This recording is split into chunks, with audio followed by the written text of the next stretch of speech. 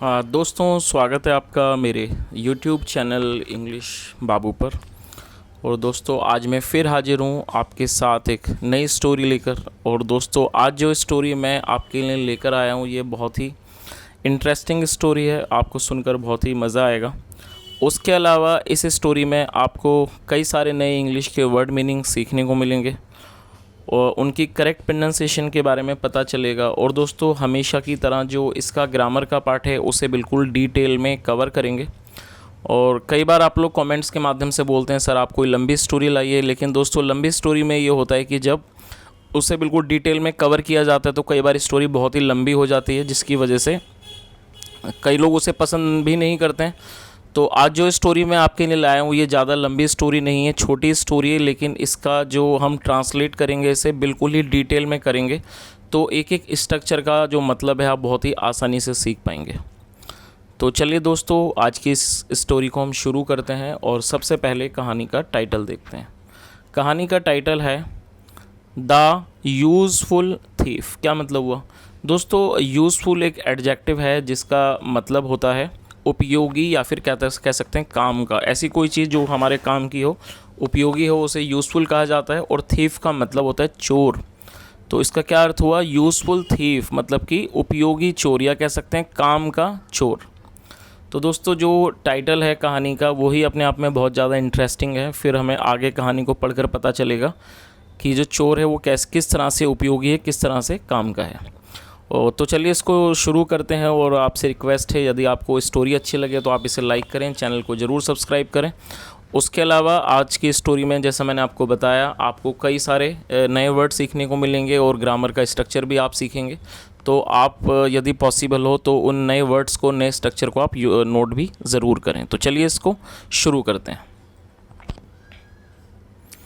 In a town there lived a trader. क्या मतलब हुआ?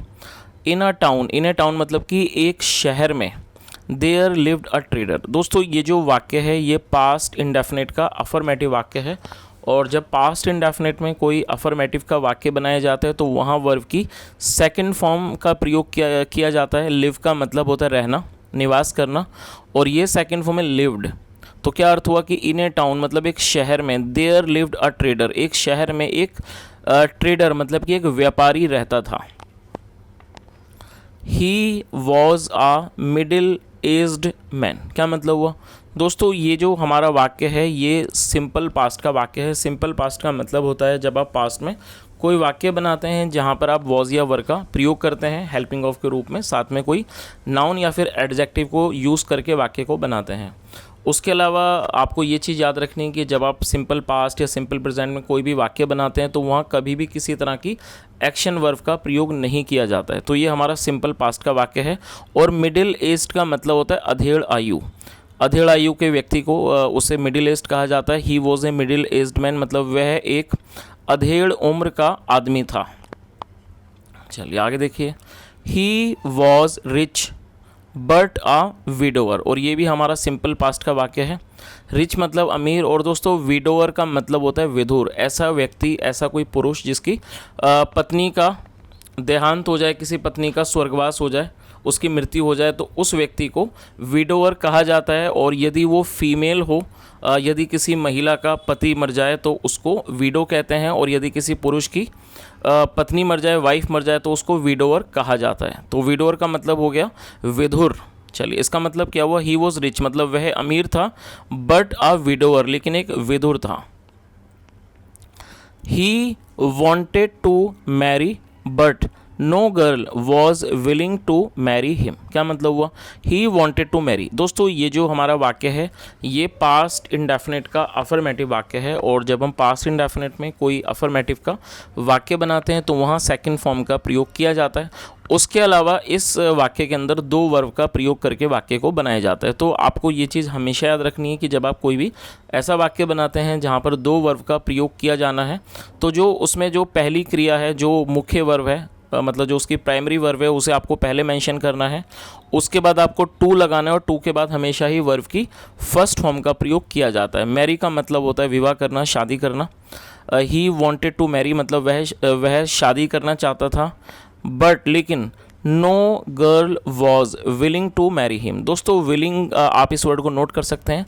विलिंग का मतलब होता है किसी चीज़ की इच्छा होना, किसी चीज़ का इच्छुक होना या किसी चीज़ के लिए तैयार होना। तो इसका क्या अर्थ हुआ, but no girl was willing to marry him, लेकिन कोई भी लड़की उससे शादी करने के लिए इच्छुक नहीं थी, या कह सकते हैं कोई भी लड़की उससे शादी करने को तैयार नहीं थी।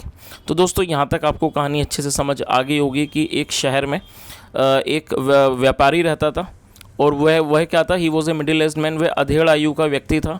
वह अमीर था लेकिन वो क्या था, विडोवर था, मतलब उसकी पत्नी की मृत्यु हो चुकी थी। वह शादी करना चाहता था लेकिन कोई भी लड़की उससे शादी करने को तैयार नहीं थी। चलिए आगे देखिए। After many months of bride hunting he got married to a young girl. क्या मतलब हुआ, after many months of bride hunting. दोस्तों ब्राइड का मतलब होता है दुल्हन, और हंट का मतलब शिकार करना होता है। ये वर्ड आपने पहले भी कई बार सुना होगा, HUNT, हंट का मतलब शिकार करना। और उसके अलावा हंट का मतलब किसी चीज़ की खोज भी करना है। जब किसी चीज़ की खोज की जाती है, तलाश की जाती है, तो वहाँ पर भी हंट का प्रयोग किया लगाया जाता है। तो इस लाइन का क्या अर्थ हुआ, after many months of bride hunting, मतलब कि कई महीनों की जो दुल्हन की तलाश थी, उसके बाद ही गॉट मैरिड, मतलब कि उसकी शादी हुई, उसका विवाह हुआ, टू आ यंग गर्ल, एक जवान लड़की से। And on this account, on this account का मतलब होता है इस कारण से, और इस वजह से कह सकते हैं इस कारण से he had to bribe her poor father with a lot of money. क्या मतलब हुआ, दोस्तों इस वाक्य में हैड टू का प्रयोग किया गया है, और मैं आपको इस स्ट्रक्चर के बारे में बता देता हूँ। हैड टू का प्रयोग वाक्यों में पास्ट के लिए किया जाता है, और मुख्य तौर पर हैड टू का प्रयोग जब किया जाता है जब आप पास्ट में कोई ऐसा वाक्य बनाते हैं जहाँ आप ये दिखाते हैं कि पास्ट में किसी को कोई काम किसी कारणवश, किसी भी मजबूरी में करना पड़े, उस व्यक्ति को मतलब कह सकते हैं कि उस व्यक्ति को वो काम करने की इच्छा नहीं थी लेकिन उसे वो करना पड़ा, तो वहाँ पर हैड टू का प्रयोग किया जाता है, साथ में वर्ब की फर्स्ट फॉर्म लगाई जाती है। और इस तरह का जो वाक्य है उसे पास्ट फोर्स्ड एक्शन सेंटेंस कहा जाता है। आप इस चीज़ को भी नोट कर सकते हैं। और तो आपको ये चीज़ याद रखनी है कि यदि आप पास्ट फोर्स्ड एक्शन सेंटेंस बनाएंगे तो वहाँ पर हैड टू का प्रयोग आपको करना होगा हेल्पिंग वर्ब के रूप में। और ब्राइव का मतलब होता है किसी को रिश्वत देना। तो क्या अर्थ हुआ कि ऑन दिस अकाउंट, इस कारण से, he had to bribe her poor father, मतलब उसे उसके पुअर फादर मतलब कि गरीब पिता को क्या करना पड़ा, ब्राइव करनी पड़ी, रिश्वत देनी पड़ी, with a lot of money, मतलब बहुत सारे पैसों की रिश्वत देनी पड़ी। तो इस पूरी लाइन का क्या अर्थ निकला कि कई महीनों की दुल्हन की तलाश के बाद he got married to a young girl, उसकी एक जवान लड़की से शादी हो गई, विवाह हो गया।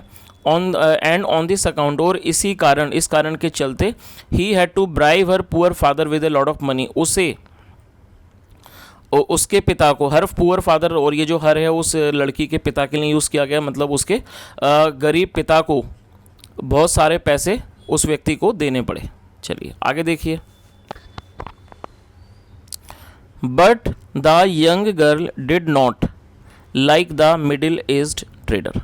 और दोस्तों ये जो वाक्य है ये पास्ट इंडेफिनिट का नेगेटिव वाक्य है। जब पास्ट इंडेफिनिट में हम कोई नेगेटिव का वाक्य बनाते हैं तो सबसे पहले सब्जेक्ट को मेंशन किया जाता है। यहाँ पर यंग गर्ल सब्जेक्ट है, उसके बाद डिड नॉट का प्रयोग किया जाएगा, डिड नॉट के बाद वर्ब की फर्स्ट फॉर्म लगाई जाती है। लाइक का मतलब होता है पसंद करना। तो क्या अर्थ हुआ इस लाइन का, but the young girl did not like the middle age trader, लेकिन जो लड़की थी, यंग गर्ल थी, मतलब वो जवान लड़की थी, उसे उसे वो जो मिडिल एज ट्रेडर था, मतलब जो अधेड़ आयु का, अधेड़ उम्र का जो व्यापारी था, उसे वो अच्छा नहीं लगता था, उसे वो पसंद नहीं था। चलिए आगे देखिए। She did not allow her husband to come near her और to take her in his arms. क्या मतलब हुआ दोस्तों, अलाउ का मतलब होता है किसी को किसी चीज़ की करने की अनुमति देना, उसे अलाउ कहते हैं, और ये वर्ब है। शी डिड नॉट अलाउ हर, मतलब वह she did not allow her husband, वह अपने पति को अनुमति नहीं देती थी, टू कम नियर हर, अपने पास आने की, या टू टेक हर, या फिर उसको लेने की, इन हिज आर्म्स, या फिर उसे अपनी बाहों में लेने की, उसको वो परमिशन या कह सकते हैं अनुमति नहीं देती थी। The trader was very unhappy with this kind of attitude of his wife. क्या मतलब हुआ, the trader was very unhappy, unhappy adjective है जिसका मतलब होता है नाखुश होना, किसी चीज़ से नाखुश होना उसे अनहैप्पी कहा जाता है। और जो व्यापारी था वॉज वेरी अनहैप्पी, वो बहुत ज़्यादा नाखुश था with this kind of attitude of his wife. और एटीट्यूड का मतलब था व्यवहार, मतलब जो व्यापारी था वो बहुत नाखुश था। क्यों? किस चीज़ से? With this kind of attitude of his wife, मतलब अपनी पत्नी के इस तरह के व्यवहार से वो बहुत ज़्यादा नाखुश था। चलिए आगे देखिए। One night, while the trader was sleeping in his bed all alone, his wife came rushing to him and held him tightly in her arms। क्या मतलब हुआ? वन नाइट मतलब कि एक रात, वाइल का मतलब था जब, while the trader was sleeping मतलब जब जो ट्रेडर था, जो व्यापारी था, वो सो रहा था इन इस बेड, अपने बेड पर, ऑल अलोन का मतलब होता है बिल्कुल अकेला। तो क्या अर्थ हुआ कि एक रात जब व्यापारी अपने बेड पर बिल्कुल अकेला सो रहा था, हिज वाइफ केम रशिंग। और दोस्तों रश का मतलब होता है तेज़ी से कहीं को आना जाना, उसे रश कहा जाता है। His wife came rushing to him, उसकी वाइफ दौड़ते हुए तेज़ी से उसके पास आई। एंड हेल्ड हिम, और ये होल्ड की सेकंड फॉर्म है, इसका मतलब पकड़ना। एंड हेल्ड हिम टाइटली, और उसे कसकर पकड़ लिया। इनर आर्म्स, और उसने उसको अपनी बाहों में कसकर पकड़ लिया। चलिए आगे देखिए। She was trembling with fear, tremble का मतलब है कांपना। She was trembling with fear. और दोस्तों ये जो वाक्य है ये पास्ट कॉन्टीन्यूअस का वाक्य है। पास्ट कॉन्टीन्यूअस का मतलब होता है जब हम ऐसा वाक्य बनाते हैं जहाँ वाक्य की टेल पर रहा था, रही थी जैसे शब्द आते हैं जिसका मतलब होता है पास्ट में कोई क्रिया चल रही थी, हो रही थी, तो वहाँ वॉज या वर्ब का प्रयोग करते हैं, साथ में वर्ब की फोर्थ फॉर्म लगाते हैं। ट्रैम्बल मतलब कांपना। She was trembling with fear मतलब वह डर से कांप रही थी। The trader was highly surprised, और क्या मतलब हुआ? और सरप्राइज का मतलब था हैरान। The trader was highly surprised, जो ट्रेडर था, व्यापारी था, वो बहुत ज़्यादा हैरान था। Just as he took his wife in his arms he saw a thief standing in the doorway. क्या मतलब हुआ? जस्ट मतलब तभी, just as he took his wife, और ये टेक की सेकंड फॉर्म में, जैसे ही उसने क्या करा? टुक his wife in his arms, उसने अपनी पत्नी को अपनी बाहों में लिया। ही सॉ उसने देखा, और ये सी की सेकंड फॉर्म है, उसने देखा। अ थीफ एक चोर को, स्टैंडिंग इन द डोरवे उसने एक चोर को दरवाजे पर खड़े हुए देखा। चलिए आगे देखिए। द ट्रेडर अंडरस्टूड एवरीथिंग, और ये भी हमारा पास्ट का अफर्मेटिव वाक्य है। अंडरस्टैंड का मतलब होता है समझना, और ये सेकंड फॉर्म है understood. The trader understood everything मतलब व्यापारी सब कुछ समझ गया। He said to the thief, thief मतलब चोर। He said to the thief उसने चोर से कहा। फ्रेंड मतलब कि मित्र, दोस्त। This young wife of mine never came near me, उसने क्या कहा कि दोस्त, this young wife of mine मतलब ये जो मेरी जवान पत्नी है, नेवर केम नियर मी वो कभी भी मेरे पास नहीं आई, वो कभी भी मेरे नज़दीक नहीं आई। बट टुडे लेकिन आज, she has taken me in her arms because of you. क्या मतलब हुआ? दोस्तों इस वाक्य में हैज़ के साथ वर्ब की थर्ड फॉर्म लगाई गई है, यहाँ आप देख सकते हैं हैज़ के साथ, और ये टेक की थर्ड फॉर्म है टेकन। ये हमारा प्रेजेंट परफेक्ट का वाक्य है। प्रेजेंट परफेक्ट का मतलब होता है जब हम ऐसा वाक्य बनाते हैं जहाँ ये दिखाते हैं कि वर्तमान में कोई क्रिया पूरी हो चुकी है। इस तरह का जो वाक्य है वो प्रेजेंट परफेक्ट का वाक्य कहलाता है, जहाँ पर यदि हमारा सब्जेक्ट ही, शी या कोई सिंगुलर होता है तो हैज़ का प्रयोग किया जाता है, साथ में थर्ड फॉर्म लगाई जाती है। और यदि सब्जेक्ट हमारा आई, वी, यू, दे या प्लूरल होगा तो वहाँ पर हैव का प्रयोग किया जाता है। तो आप इस चीज़ को नोट कर सकते हैं कि प्रेजेंट और परफेक्ट में दो हेल्पिंग वर्ब हैं, हैज़ और हैव, और साथ में वर्ब की थर्ड फॉर्म लगाई जाती है। तो इसका क्या अर्थ हुआ? बट टुडे लेकिन आज, she has taken me in her arms because of you, तो उसने क्या कहा कि लेकिन आज, she has taken me in her arms मतलब इसने मुझे अपनी बाहों में लिया है, बिकॉज ऑफ यू मतलब कि आपके कारण, आपकी वजह से। तो दोस्तों यहाँ तक आपको कहानी शायद अच्छे से समझ आई गई होगी। जैसा हमने इस कहानी में देखा कि वो जो एक मिडिल एज्ड व्यापारी था जो अमीर था, लेकिन वो क्या था, एक विदुर था, उसकी पत्नी का देहांत हो चुका था, उसकी पत्नी मर चुकी थी और वह शादी करना चाहता था, लेकिन कोई भी लड़की उससे शादी करने को तैयार नहीं थी। लेकिन हमने देखा इस कहानी में कि वो जो उसने एक लड़की से शादी की, जवान लड़की से, और उसने उसके पिता को बहुत सारे पैसे दिए, लेकिन वो जो लड़की थी उसे वो बिल्कुल पसंद नहीं करती थी। और एक रात जब वो सो रहा था तो वो एकदम भागती हुई आई और उसने उसको अपनी बाहों में ले लिया, और जिस कारण और वो उसकी वजह ये थी कि चोर के वहाँ होने से वह डर गई और वो जल्दी से आके अपने पति के पास आ गई और उसने बाहों में ले लिया। और यही कारण था कि ये जो व्यक्ति था उसने चोर को ये बात बताई कि आज तक मेरी पत्नी ने मतलब मुझे अपने पास नहीं आने दिया, लेकिन सिर्फ आपके कारण मतलब इसने मुझे अपनी बाहों में लिया है। I am so happy with you, मतलब मैं आपसे बहुत खुश हूँ। दैट कि I am ready to give you anything to desire. Desire का मतलब था इच्छा करना। तो उसने क्या कहा कि I am so happy with you, मैं आपसे बहुत खुश हूँ। दैट कि I am ready to give you anything, मैं आपको कुछ भी देने को तैयार हूँ। यू डिज़ायर, जिस चीज़ की भी आप मतलब कि इच्छा करो, जिस चीज़ की भी आप चाहत करो, वो मैं आपको देने के लिए तैयार हूँ। You may carry anything that you wish to take with you. उसने क्या कहा कि यू मे कैरी मतलब ले जाना, आप ले जा सकते हो कुछ भी। That you wish to take with you, जो भी आप अपने साथ ले जाने की इच्छा रखते हो, जो भी आप अपने ले जाने की आपकी इच्छा है वो आप अपने साथ ले जा सकते हो। चलिए आगे देखिए।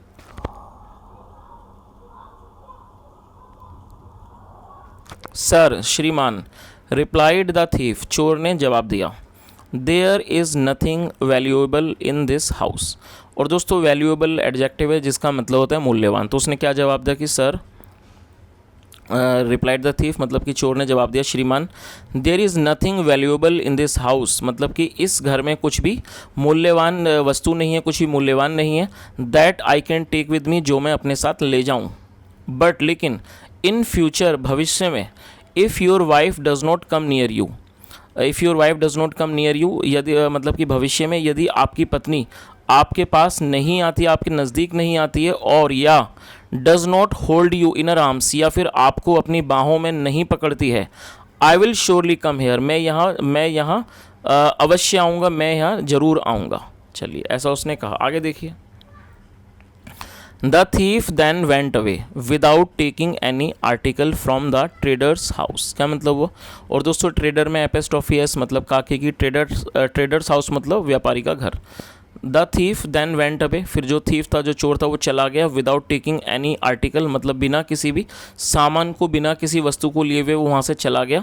फ्रॉम द ट्रेडर्स हाउस मतलब व्यापारी के घर से वो चला गया। बट लेकिन from that day onwards, onwards का मतलब उस दिन से, फ्रॉम दैट डे ऑनवर्ड्स मतलब उस दिन से लेकर, द ट्रेडर्स वाइफ, जो ट्रेडर की वाइफ थी, पत्नी थी व्यापारी की, treated her husband very lovingly. और ट्रीट का मतलब होता है व्यवहार करना, और आप इस वर्ड को नोट कर सकते हैं, ट्रीट मतलब व्यवहार करना होता है। तो इस पूरी लाइन का क्या अर्थ हुआ कि but from that day onwards मतलब लेकिन उस दिन से, द ट्रेडर्स वाइफ, जो व्यापारी की पत्नी थी, treated her husband very lovingly, वह अपने पति को बड़े प्यार से उसके साथ व्यवहार करने लगी। चलिए, तो दोस्तों जैसा हमने इस कहानी के अंदर देखा था, इस कहानी का जो टाइटल था यूज़फुल थीफ, शायद यही कारण है कि इस थीफ को, इस चोर को यूज़फुल कहा गया है, क्योंकि आमतौर पर जो चोर होते हैं वो तो नुकसान ही करते हैं। लेकिन हमने जैसा इस कहानी के अंदर देखा कि वो जो चोर था वो एक तरह से यूज़फुल था। यूज़फुल होने का कारण ये भी था कि वो दो पति पत्नी को मिलाने में या फिर उनको आपस में, उनको नज़दीक लाने में वो बड़ा एक तरह से सहायक बना, जिस वजह से यहाँ पर चोर को भी यूज़फुल कहा गया है। तो दोस्तों ये आज की एक छोटी सी अच्छी सी कहानी थी, और यदि आपको कहानी अच्छी लगी हो, मेरा पढ़ाने का प्रयास अच्छा लगा हो, तो आपसे रिक्वेस्ट है वीडियो को आप लाइक करें, शेयर करें, चैनल को सब्सक्राइब करें। और यदि कोई आपका सुझाव हो तो यूँ भी आप उसे भी अपना साझा करें कॉमेंट के माध्यम से। और दोस्तों उसके अलावा आज मैं आपको एक छोटी सी एक्टिविटी भी देना चाहूँगा। यहाँ पर मैं आपको दो वर्ड बताऊंगा, और आपको क्या करना है, आपको उन वर्ड्स को यूज़ करके, आपको उन वर्ड को सेंटेंस में यूज़ करना है, और आपको कमेंट के माध्यम से वो बताना है। तो आज के आप दो वर्ड देख लीजिए। मैं आपको दो वर्ड बता देता हूँ इस पैसेज में से, और आप उन दोनों वर्ड्स को यूज़ करेंगे सेंटेंस बनाने में, और वो कमेंट के माध्यम से बताएंगे। चलिए आप इन दो वर्ड्स को नोट कर लीजिए। अंडरस्टूड, और दोस्तों ये हमारी अंडरस्टैंड की सेकंड फॉर्म है। अंडरस्टैंड मतलब समझना, और ये सेकंड फॉर्म है अंडरस्टूड। तो एक वर्ड आपका ये है अंडरस्टूड, आपको इसका यूज़ करना है किसी वाक्य को बनाने में, और कमेंट से बताना है। और आप एक और दूसरा वर्ड नोट कर लीजिए। दूसरा वर्ड है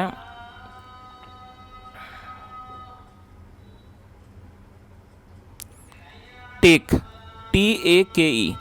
टेक का मतलब होता है ले जाना, तो दोस्तों यहाँ पर मैंने आपको ये 2 वर्ड दिए हैं, ये अंडरस्टूड, ये वर्ब की सेकंड फॉर्म है, आपको इसका इस्तेमाल करना है। और ये है टेक, और ये वर्ब की फर्स्ट फॉर्म है, टेक मतलब ले जाना।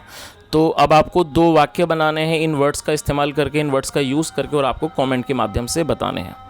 यहाँ तक सुनने के लिए thank you so much. Have a nice day and bye.